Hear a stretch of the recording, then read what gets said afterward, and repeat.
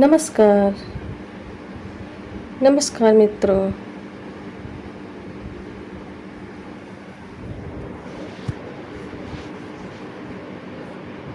मैं आकांक्षा जादव अपना उपन्यास अपनी आवाज़ में एक बार फिर से आपके सामने प्रस्तुत हुई हूँ। मेरे चैनल को लाइक कीजिए, सब्सक्राइब कीजिए, शेयर कीजिए। उपन्यास का नाम दुर्भाग्य। आगे की कहानी। पायल, तारिणी तू कुछ खुश दिखाई दे रही है। तारिणी, आखिर खुशी की तो बात है, बस ये समझ मुझे चाबी मिल गई राज खोलने की। पायल, क्या? तारिणी, हाँ पायल, हाँ पायल, ये डायरी में सबका एड्रेस लिखा हुआ है, खुद शिवांगी के घर का पता लिखा है। डायरी में से कुछ कागज निकले। पायल, शायद ये कागज भी हमारे काम आ जाए। देखें तो सही इसमें क्या लिखा है। तारिणी, ये तो चिट्ठी है प्रोफेसर हेमंत सर की। पायल, इसमें क्या लिखा है? तारिणी, पायल, इसमें तो साफ साफ हेमंत सर ने कह दिया है कि तुम मुझे भूल जाओ, पिछली बातों को भुलाकर अपने आज के बारे में सोचो। तुम मुझे एक ख्वाब समझकर भूल जाओ। हमारे रिश्ते से विद्यार्थियों पर बहुत बुरा प्रभाव पड़ेगा। वो हमारे बारे में क्या सोचेंगे कि मैंने अपने शिक्षार्थी से शादी कर ली। आने वाली पीढ़ी शिक्षक और शिक्षार्थी पर विश्वास नहीं करेंगे। तुम मुझे भूल जाओ, इसी में तुम्हारी भलाई है। पायल, यानी कि हेमंत सर खुद नहीं चाहते कि हमारी शादी हो। तारिणी, अब सवाल ये उठता है कि हेमंत सर और शिवांगी का रिश्ता कितना पुराना है, कब से एक दूसरे को जानते हैं, ये सब कहाँ से पता चलेगा। पायल, शिवांगी के घर से पता चलेगा। हम वहाँ जा भी तो नहीं सकते, तुम्हारी नानी भेजेगी नहीं और मेरी माँ भी नहीं, ये काम तो अधूरा है गया। तारिणी, मैं सच्चाई को सबके सामने जरूर लाऊंगी। मुझे विश्वास है कि नानी माँ मेरे साथ जरूर देंगी। दरवाजे पर घंटी बजे।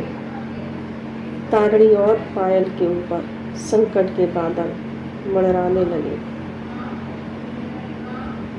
कब ये बादल बरसेंगे? मेरे किए कराए पर पानी फिर जाएगा। शिवांगी हुई तो हम क्या करेंगे? भाई, आप कौन? आंखों में चश्मा, हाथों में छड़ी, करीब 65 साल ऊपर से कम न होगी। जवान लड़खड़ाते हुए बोली, शिवांगी यही रहती है?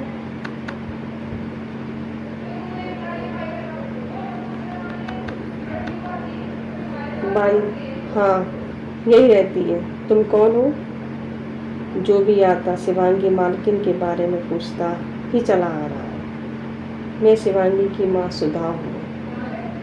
बाई, आपको देखकर कोई नहीं कह सकता कि आप शिवांगी मालकिन की माँ हो, बल्कि सब यही कहेंगे आप दादी हो। सुधा, ये सब हालात का फेर है। मैंने अपनी ज़िंदगी में जितनी खुशी नहीं देखी उतने कम देखे हैं, उसी की वजह से हालत हुई है। तारिणी और पायल ने एक लंबी सी राहत की सांस ली। मंजिल चल के हमारे पास आ गई। इस वक्त को गंवाना नहीं चाहिए। पायल, हमको खुद चल के वक्त का फ़ायदा उठाना चाहिए। पायल डर रही थी, ऐसे अचानक किसी के सामने जाना क्या उचित होगा, हो या ना हो। जाना तो चाहिए, उलझी गुत्थी तभी सुलझेगी। तारणी तू सोच मत, चल बस। और पायल का हाथ पकड़कर सुधा के सामने आ गए। आंटी नमस्ते, आप शिवांगी की माँ हो? सुधा हाँ, पर तुम कौन हो? तारणी मेरे साथ शिवांगी पढ़ती है, मैं शिवांगी की सहेली हूँ। सुधा तुम झूठ बोल रही हो, शिवांगी की कोई सहेली नहीं है, मैं अच्छी तरह जानती हूँ। दोनों कब कपाने लगे। किसी ने रंगे हाथ चोरी करते पकड़ लिया हो।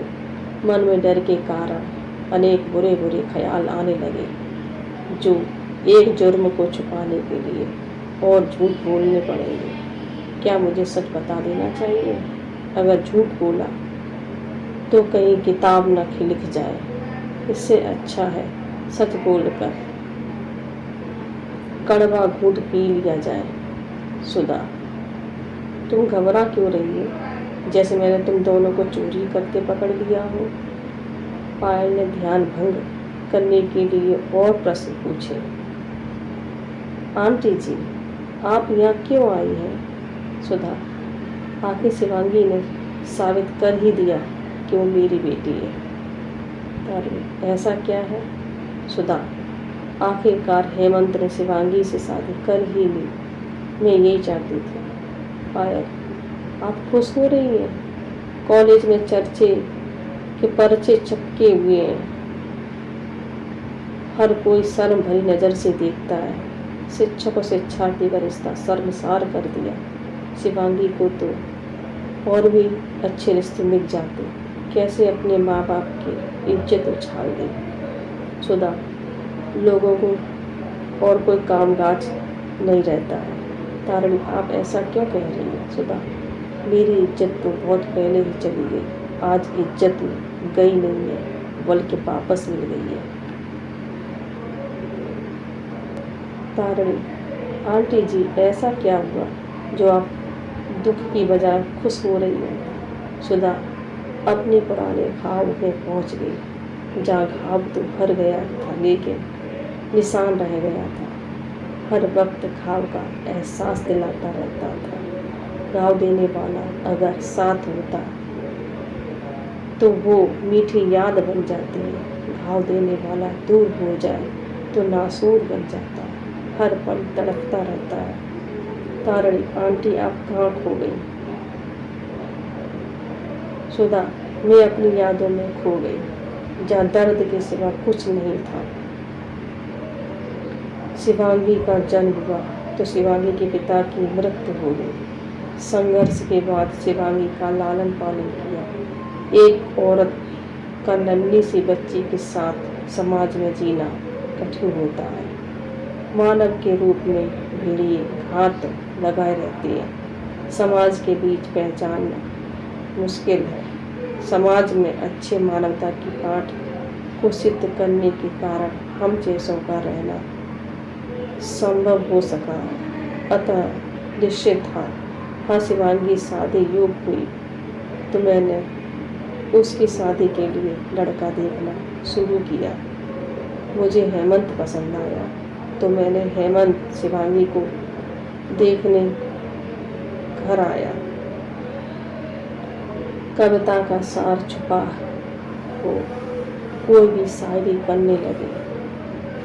चांद से सुंदर मुखड़ा, फूलों सी मुस्कान, लजाती है अखियाँ, नैनों की तीखी कटार, उफ भी न करे यह कैसा किया मुझ पर वार।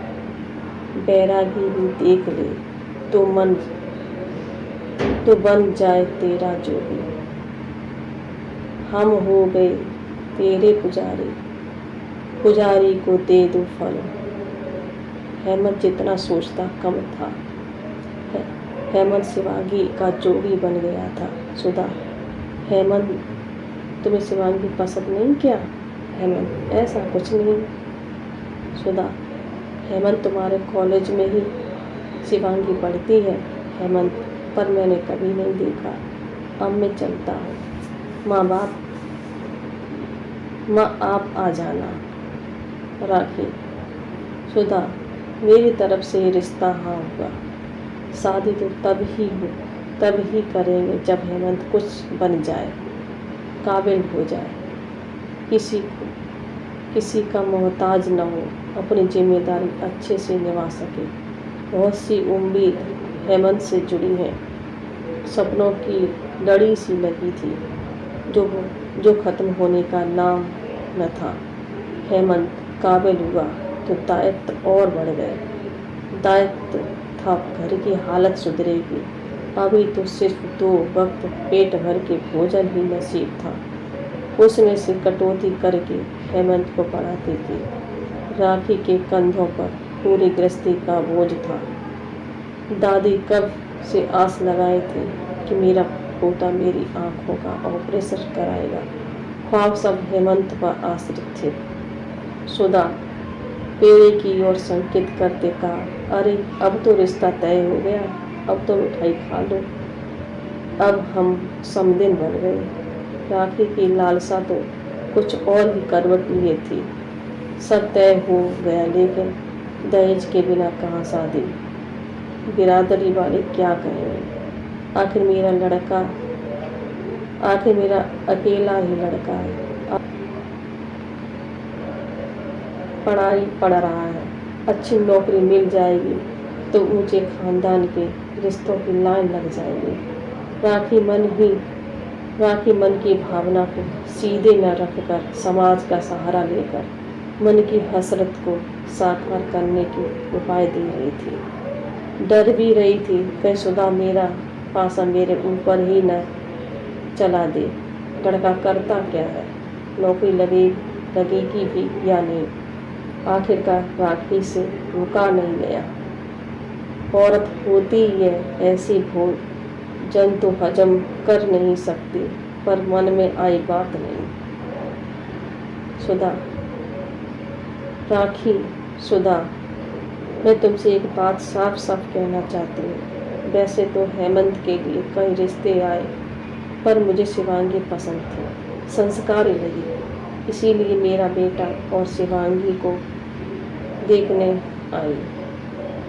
सुधा, आप कहो तो सही, जो भी कहना चाहती हूँ स्पष्ट शब्दों में कहो। राखी, मुझे घुमा फिरा के बात तो आती नहीं। बिरादरी वाले क्या कहेंगे, बिना दहेज के शादी कर ली। बिरादरी वाले तो यही कहेंगे, लड़के की शादी कहीं होती नहीं होगी या लड़कों में ही खोट होगी। अब आप ही बताओ, मैं सच कह रही हूँ? वैसे भी बिना रिश्वत दिए नौकरी मिलती कहाँ है। ये सब आपकी बेटी के लिए ही तो है। मेरी कितनी जिंदगी। सुधा को जिसका डर था वही हुआ।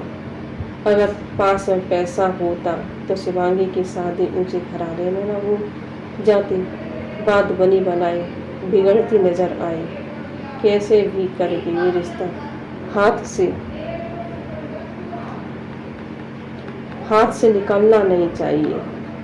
अकेली लड़की है, कर्ज धीरे धीरे चुक जाएगा। राखी आपकी सोच में डूब गई। सुधा, आपको दहेज में क्या चाहिए?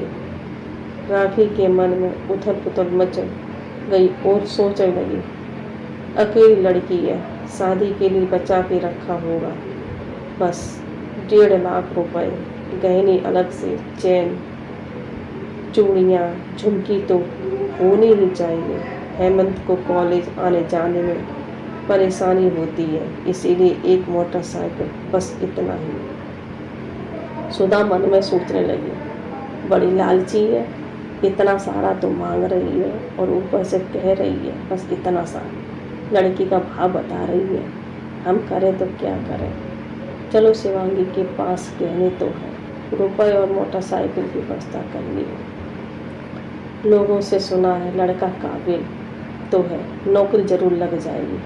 थोड़ा कम हो जाता तो ठीक होता, बात करके देखते हैं।